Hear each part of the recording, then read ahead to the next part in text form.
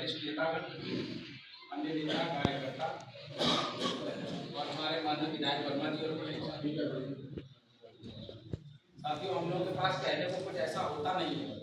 यहाँ सब समाजवादी हैं और लंबे दौर से सामाजिक जीवन में है।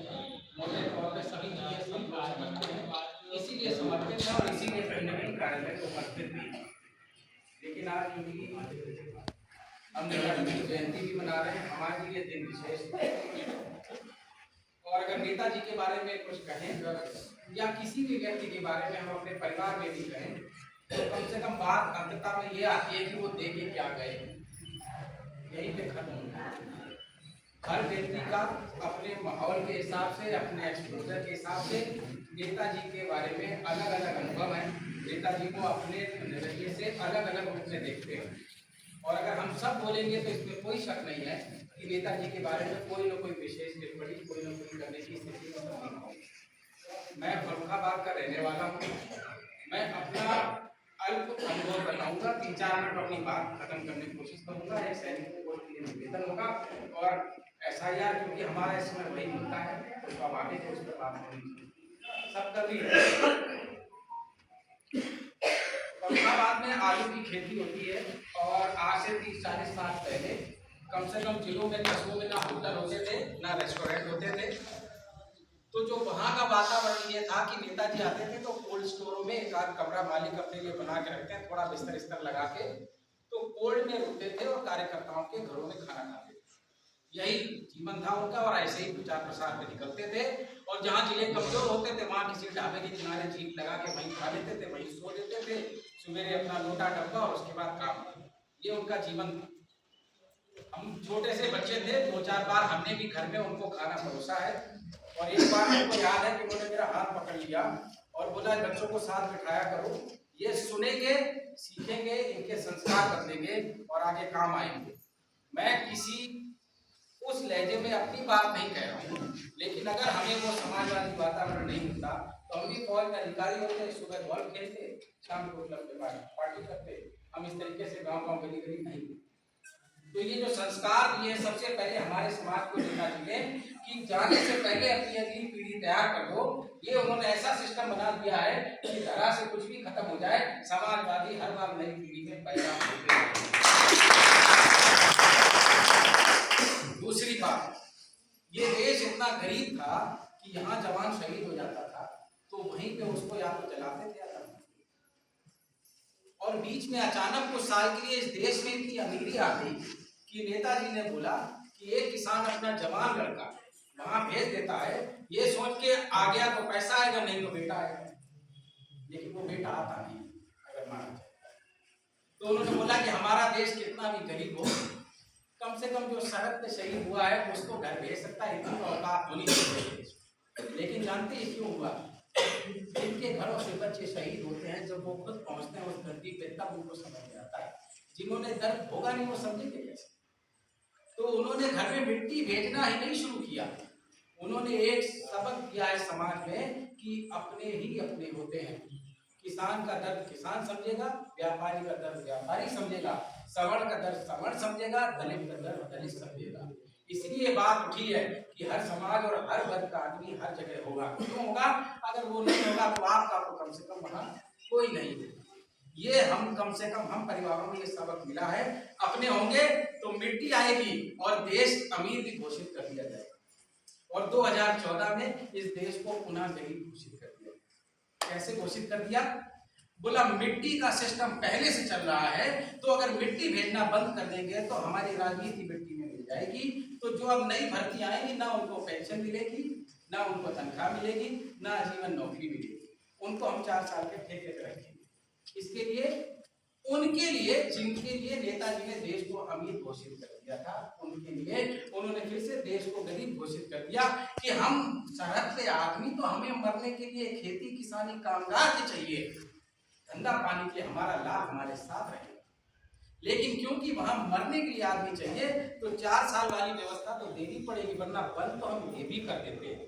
क्योंकि हम देख रहे हैं कि तुम्हारा लाल फौज में आता है, जिंदा बच जाता है, मकान बनाता है, बाल बच्चों को पढ़ाता लिखाता है, गाड़ी खरीदता है, और उसके बाद चौड़ा होकर इधर उधर प्रचार प्रसार करने लगता है कहीं ना कहीं कि समाजवाद की अलग जगह भी है।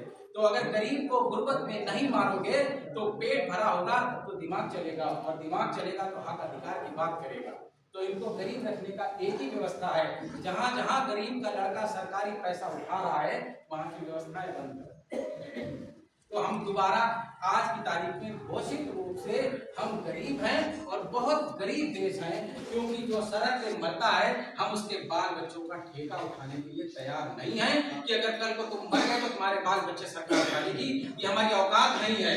लेकिन घोषणा जरूर हुई है कि दुनिया की 4थी नंबर की इकोनॉमी हम बन गए हैं। इसका मतलब वो पैसा गरीब के पास नहीं है जिसने 4थे नंबर पे पहुंचा है। तीसरी बात, जो नेताजी अंततः देके गए हैं इस समाज को, उस पर अपने विचार रखना चाहिए।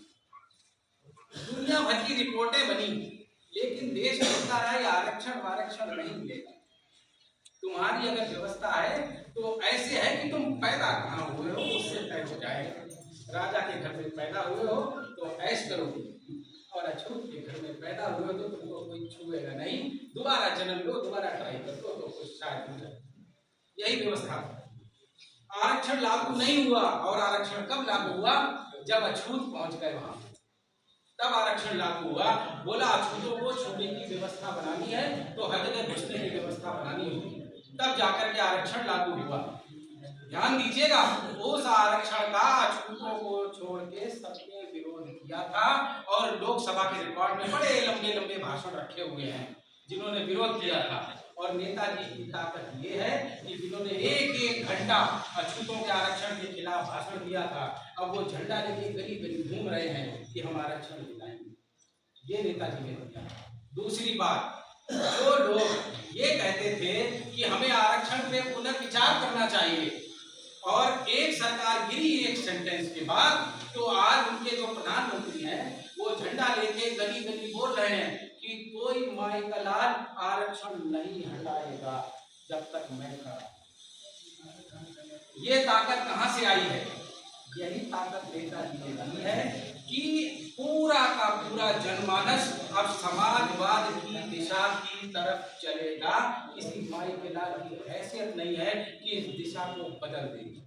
अब दक्षिण पंथ के पास मात्र एक ताकत बची है, जो आपकी साइकिल की स्पीड है, कभी 40 होगी और कभी जब वो आएंगे तो 20 कर देंगे। शून्य करने की औकात इस देश में कोई जात कोई धर्म रखा हो, वो समाजवाद को शून्यता की तरफ नहीं ले जा सकता। तो इतना तय है, आज 2025 है, 2050 भी होगी, 2100 भी होगा, 2200 भी होगा। पूरा समाज कब समाजवादी होगा ये नहीं पता, लेकिन साल दर साल हर साल पिछले साल से बेहतर सामाजिक व्यवस्था इस समाज में होगी। ये उत्तर प्रदेश की धरा पे नेताजी के लिख के गए हैं, और अगर आप हेलीकॉप्टर से पढ़ेंगे तो नीचे धरा पे लिखा हुआ है समाजवाद। बस नेताजी एकमात्र यही चीज दे के गए हैं हमको और आपको, और उसी को सहेजना। दूसरी बात, हम व्यक्तिगत तौर पे हम सब फौजियों को अपनी तरफ से निवेदन करते हैं और लगातार निवेदन करते हैं कि अगर तुम फौज में भर्ती हुए और तुमको नौकरी मिली तो तुम 1600 मीटर भागे होगे, अच्छा भागे होगे, तुमने इम्तिहान अच्छा दिया होगा, तुम पास हुए, तुम मेरिट में आए, तुम फौजी बने, तुम वापस आए, ऊपर वाले की नेमत है कि तुम खर्च नहीं हुए, घर वापस आए, तुमने मकान बनाया, बाल बच्चे पढ़ाए, अच्छी नौकरी में भेजे, तुम्हारे पास गाड़ी है, और सबसे बड़ी बात सम्मान फौजी लिया हमारा, सब फौजियों को सम्मान देता है। तुमने देश की सेवा की, बहुत बहुत धन्यवाद। अब जब 40 साल की उम्र में वापस आए हो, और अगर शरीर सही रहा तो 80 साल चलोगे, इस 40 साल समाज को क्या, क्योंकि हम उसी समाज से आते हैं जहां जिसके लल्ला की नौकरी नहीं लगी वहां 3 बार का खाना मुश्किल है। और समाज छोड़ो, चाचा ताऊ परिवार में आपके ही और हमारे घर में जो लड़का फौजी वापस आया है वो ठास के खा रहा है, कैंटीन से सामान ला रहा है, लेकिन चाचा के दोनों लड़कों के जब 2-3 बीघा खेत बिक जाता है तो बेटा विदा होती। तो क्या हमारी नैतिक जिम्मेवारी नहीं है कि जब देश की लड़ाई लड़के हम वापस आए हैं तो जो हम पीडीए की लड़ाई लड़ रहे हैं, जो समाज की लड़ रहे हैं, जो समाजवाद की लड़ रहे हैं, अब हम भरे पेट के साथ उसमें योगदान दे सके, वो भी तब जब आधा भरा पेट और भूखे पेट इंसान की समाजवाद की लड़ाई लड़ रहा है, तो भरे पेट की मौलिक जिम्मेवारी है उसमें लड़े। तो हम जब भी जिलों में जाते हैं, हम सभी समाजवादियों से हाथ जोड़ के एक निवेदन करते हैं, आपके गांव में अगर कोई फौजी है तो उसको बता दीजिए कि तुम्हारा पेट भरा है और 31 तारीख को तुम्हारा अकाउंट भी भर जाता है, तुमने देश सेवा की, हमारी तरफ से तुम्हें सलाम। लेकिन अब तुम घर आ गए हो, अगर अपने समाज के लिए अगर तुम घंटा 2 घंटा नहीं दे सकते हो, तो भैया ये समाज का बोझ भी शमशान घाट साफ देखेगा। ये मेरा आप सबसे निवेदन है, ताकि मैं इसमें 1-2 लाइन और तुम माफी करता हूँ कि थोड़ा लंबा हो रहा है।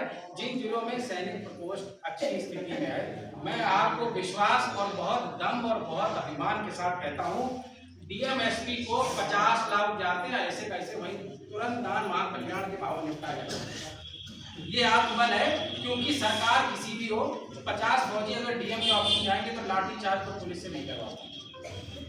ये सम्मान है समाज के फौजियों का, उस शक्ति का जो पीडीए समाज के हैं। हमें पीडीए को पूरा हक है उनसे सवाल पूछने का, उनको समाज में निकलने के लिए आह्वान करने का, उन्हें जोड़ने का और उनको काम देने का। तो हम आपसे ये निवेदन करते हैं, जो घर में आराम से उनको थोड़ा काम दें, आपका हक है और आपकी जिम्मेवारी है। आखिरी बात, हम आप में से अधिकांश से बहुत जूनियर होंगे समाजवाद की इस तपिश को देखने वाले, लेकिन मेरा जो वहां पे बैठकों में हमने सुना, विधायक जी तो आते रहते हैं अधिकांश, एसआईआर में बहुत तरह तरह की बातें चल रही हैं। लड़के को पुलिस की भर्ती, लेखपाल की भर्ती, कचहरी में चपरासी की भर्ती के लिए फॉर्म भरना होता है, उसको सब मालूम चल जाता है कौन से कॉलेज में क्या करना चाहिए। ये एसआईआर उसी की व्यवस्था है, तुमने जो किया सो किया, तुम्हारे लाल किले बताया वो बचेगा कुछ नहीं। बिहार में जो 50 सीटों पे सबसे ज्यादा वोट काटे गए थे, उनमें से 46 seat Bharatiya Janata party, 2 MIM और 2 आरजेडी को मिली। बंगाल में 70 लाख वोट मिला था पिछले चुनाव में भाजपा को, और अगले चुनाव में 2 करोड़ 35 लाख वोट मिला भाजपा को। और जो 2 करोड़ का अंतर था ममता बनर्जी जी की पार्टी में और भाजपा में, वो घट के 40-50 लाख पे आ गया है। तो अगर 20-25 लाख वोट पलट कर दिया, तो जब तक ममता दीदी चंडी जैसी नहीं बनेगी, वो सरकार नहीं बचा। और भारतीय जनता पार्टी तो आप हम जानते ही, जादूगर और अय्यार हमने सब देखे हैं, और जिसने ना देखा तो भाजपा कोई खास ताकतवर नहीं है। जो किसी जमाने में आज से 1500 साल 300 साल पहले जो व्यवस्थाएं, साधन और संस्कार और संस्कृति जो जिनके पास थी, उन्हीं के पास है। उन्होंने घर बदला है, अपना चुनाव चिन्ह बदला है, व्यवस्थाएं सब हैं। अगर हमारे पास होती तो हम भी सिकंदर होते। हम लड़ने वाले हैं अपने हक के लिए, उनके पास संसाधन है, लेकिन भाजपा हुआ नहीं। पैसे वाले को हरा सकता है जीवन में तो कोई एक आदमी, मैं दोहरा के कहता हूँ, मेरी उम्र बहुत कम, पैसे वाले को और ताकतवर को अगर कोई हरा सकता है धरा पे, तो मनोबल से भरा गरीब आदमी जिसके शरीर से पसीने की बदबू आ रही हो, इसके अलावा कोई हथियार कामगर नहीं है। और कम से कम आप सब लोग टीवी सिनेमा सब देखते हो, हमसे ज्यादा जानकार हो, आप भी जानते हो हिंदुस्तान में पूरे कोई भी राष्ट्रीय दल और कोई भी क्षेत्रीय दल इस तरह का नहीं है जिसके पास इतने घने मनोबल का कार्यकर्ता और जो एक लंगोटी और एक अंगोछा में 365 दिन घर के बाहर रह सकता हो। समाजवादी पार्टी के अलावा किसी के पास नहीं है। हर आदमी शहर में 2 गली और गांव में अपने बूथ के फॉर्म भरवाने के लिए अगर 15 दिन दे दे, तो जो अखिलेश जी ने कन्नौज में पेड़ के नीचे खटिया डाल के पीडीए की चौपाल शुरू की थी, और हमने उसको बड़ा मंच और बड़ा पीछे फ्लैक्स बोर्ड और बड़ा शामियाना तैनात बना दिया, वो अगर एसआईआर में ना करे तो हम कामयाब हो जाएंगे। अगर कहीं फ्लैक्स बोर्ड लगाएंगे, शामियाना लगवाएंगे, तो नहीं होगा। अपने बीएलओ का खून पी लीजिए, सवेरे सवेरे साइकिल मोटरसाइकिल उसके घर के बाहर खड़ी कर दीजिए, बस इतना करना है। बोलना भैया कहाँ चलना है, मेरी मोटरसाइकिल के पीछे बैठ जाओ, तुम फार्म बांटते रहना, हम पेन से भरते रहेंगे, कहाँ जाएगा। खाली बीएलओ की छाया बन जाइए, 15 दिन हर आदमी, समस्या सॉल्व है। ये लड़ाई नेता कार्यकर्ताओं की लड़ाई है SIR। बस इतनी सी बात आप सबने हमने सुना, और मैं फिर दोहरा के बोलता हूँ जो मैंने वहाँ प्रयागराज में बोला था, जब तक जीवन में विद्यार्थी रहेंगे सीखते रहेंगे, जब तक सोखता रहेंगे पीते रहेंगे, जिस दिन हम सोचने लगेंगे कि हम प्रोफेसर साहब हो गए, हम उस दिन से घिसने लगेंगे और खत्म होने लगेंगे। मुझे ये गर्व है कि मैं समाजवादी पार्टी का समाजवादी विद्यार्थी हूँ। जय हिंद, जय सनातन।